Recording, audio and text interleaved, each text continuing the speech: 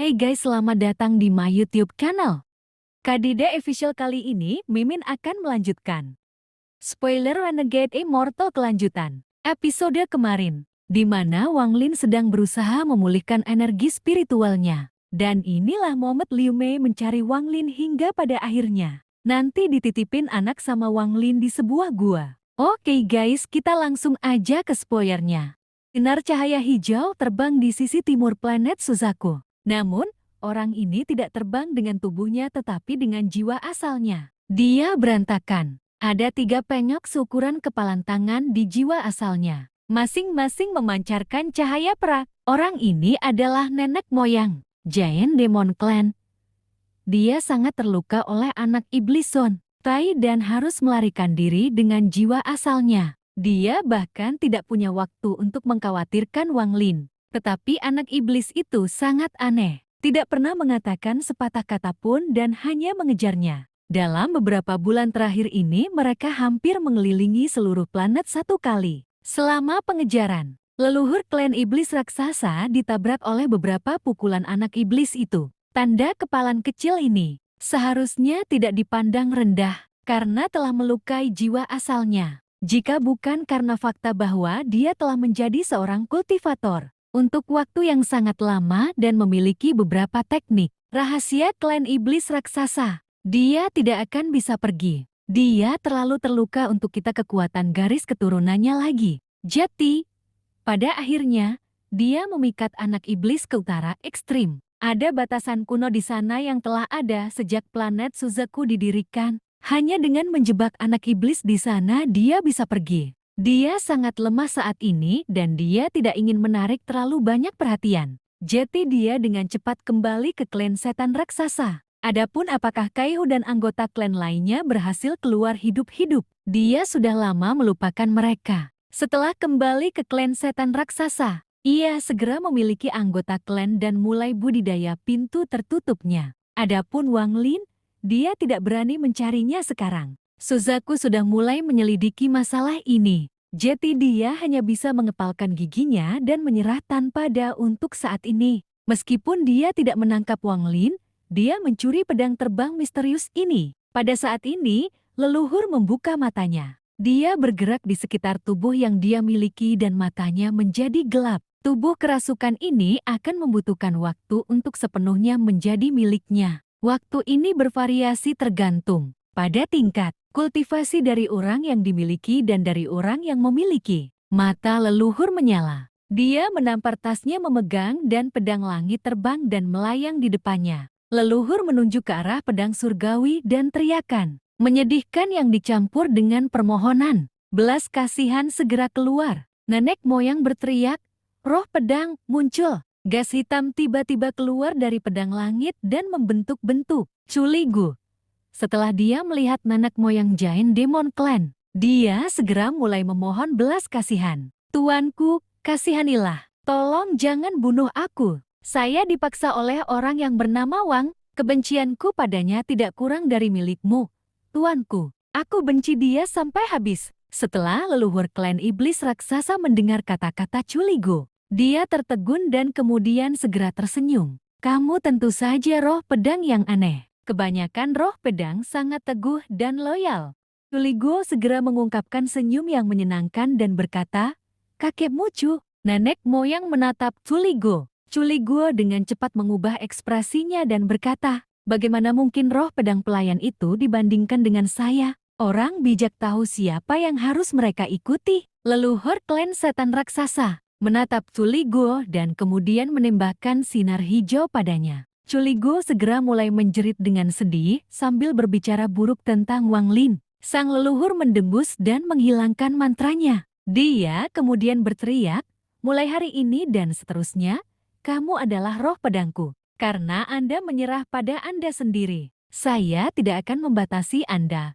Lagi pula, di tanganku, kamu tidak akan bisa melarikan diri. Sebenarnya, lampu hijau itu dimaksudkan untuk menjadi segel. Tapi itu hanya menyakiti Culigu alih-alih menyegalnya. Orang tua ini sangat terkejut, tetapi dia tidak menunjukkannya di wajahnya. Dia memutuskan untuk meneliti lebih banyak. Setelah dia menyesuaikan diri dengan tubuh barunya, Culigo segera mengungkapkan ekspresi terima kasih. Dia menepuk dadanya dan berkata, "Tuanku, jangan khawatir. Saya selalu setia. Wang Lin menganiaya saya, jadi saya memberontak terhadapnya. Tetapi tuan saya memperlakukan saya dengan sangat baik. Saya tidak akan berani mengkhianati Anda.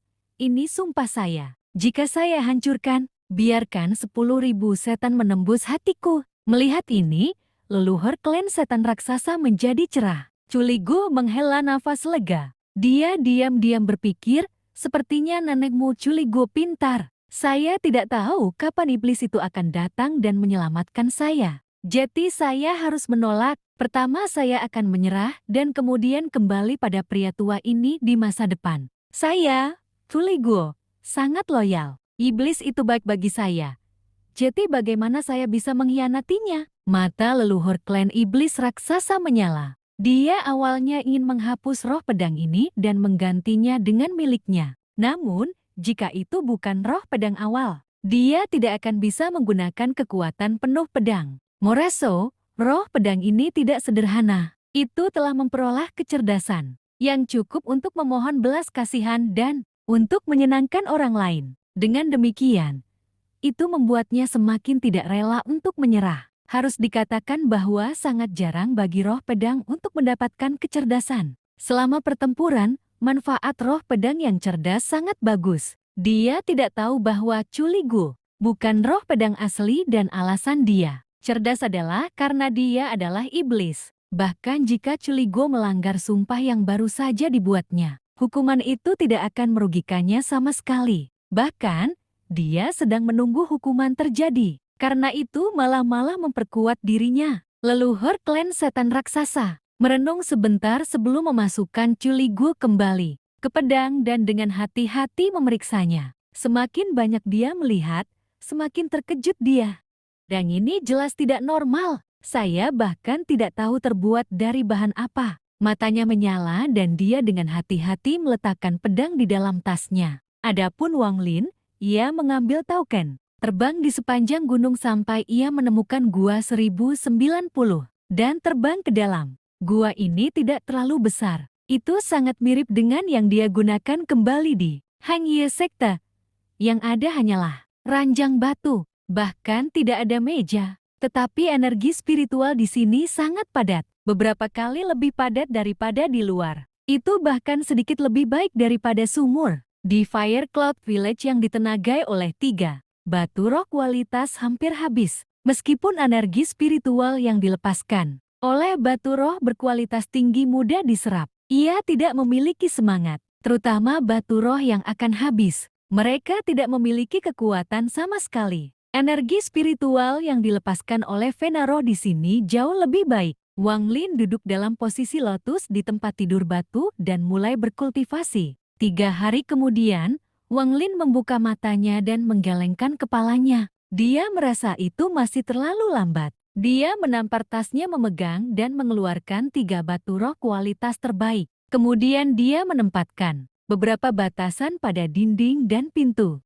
Masuk sebelum menutup matanya untuk berkultivasi lagi. Akibatnya, energi spiritual di kamar tahun 1090 segera menjadi lebih padat. Ketika energi spiritual mencapai dinding, batasan akan memantul semuanya kembali, mencegahnya menghilang. Gua itu menjadi seperti kapal uap. Energi spiritual tidak punya tempat untuk pergi. Jadi Wang Lin menjadi satu-satunya jalan keluar. Saat dia bernapas, sejumlah besar energi spiritual melonjak ke tubuhnya. Wajah Wang Lin berubah sedikit merah saat dia diam-diam berkultivasi. Jumlah energi spiritual di tubuhnya berangsur-angsur tumbuh. Tetapi itu masih jauh dari apa yang dia butuhkan untuk memecahkan domain teh dan segel. Domain teh dan segel melahap energi spiritual, sehingga saat tingkat kultivasi Wang Lin meningkat, mereka menjadi lebih sulit untuk dihancurkan. Waktu perlahan berlalu. Sudah sebulan sejak Wang Lin menjadi murid luar dari Soul Refining Sect. Pada hari ini, Wang Lin membuka matanya. Matanya lebih cerah dari sebelumnya. Dalam sebulan terakhir ini, dia telah menyerap energi spiritual seperti orang gila. Dari 3 batu roh berkualitas tinggi, 2 sudah berubah menjadi debu dan yang terakhir akan segera berakhir. Setelah menghabiskan begitu banyak sumber daya, keuntungannya bulan ini juga besar. Dia mulai pada tahap awal pendirian yayasan dan berhasil mencapai puncak tahap pertengahan pendirian yayasan. Hanya satu langkah dari tahap akhir. Masih terlalu lambat. Saya harus membuang batu roh berkualitas tinggi untuk mencapai tahap ini. Saya hanya memiliki 15 batu roh kualitas kiri. Ini tidak akan cukup. Wang Lin menghela nafas dan menggerakkan tubuhnya. Suara retak memenuhi ruangan saat retakan yang tak terhitung jumlahnya muncul di tempat tidur batu. Bahkan muncul di dinding sekitarnya. Wang Lin terkejut pada awalnya dan kemudian dia merenung sedikit. Dia segera mengerti bahwa itu karena energi spiritual terlalu padat untuk ditangani oleh gua. Jika ini terus berlanjut, retakan akan menjadi lebih besar. Aku tidak bisa menggunakan gua ini lagi. Saya harus mengganti gua. Tangan Wang Lin menekan dinding dan semua retakan segera menutup. Bahkan ranjang batu kembali normal ketika Wang Lin menekannya. Namun, Wang Lin tahu bahwa ini hanya di permukaan. Jika energi spiritual meningkat, retakan akan muncul kembali. Tapi selama dia menahan diri untuk tidak menggunakan batu roh berkualitas tinggi, retakan tidak akan muncul dan dia tidak akan menimbulkan kecurigaan. Wang Lin merenung sedikit, lalu dia berdiri, membuka pintu gua, dan berjalan keluar. Saat ini senja dan matahari terbenam yang jauh memancarkan sinar merah.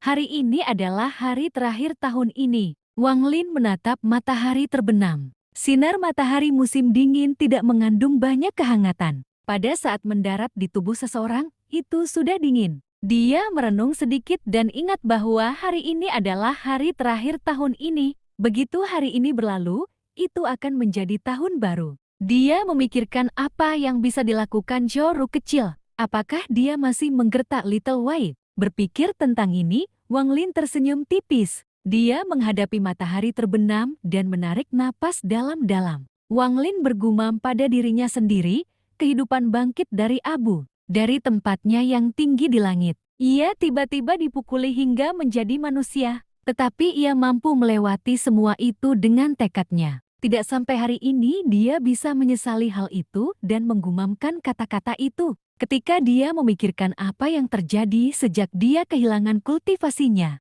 perasaan kompleks muncul di hatinya. Hari ini, hari terakhir tahun ini, mewakili kejatuhan Wang Lin. Tetapi besok adalah hari pertama tahun baru, mewakili kemungkinan baru yang tak terbatas. Wang Lin berbisik, itu telah berlalu. Pada saat ini, sosok cantik seorang gadis perlahan-lahan terbang menuju sekte pemurnian jiwa di matahari terbenam. Mata Wang Lin menjadi fokus. Orang ini terlihat familiar.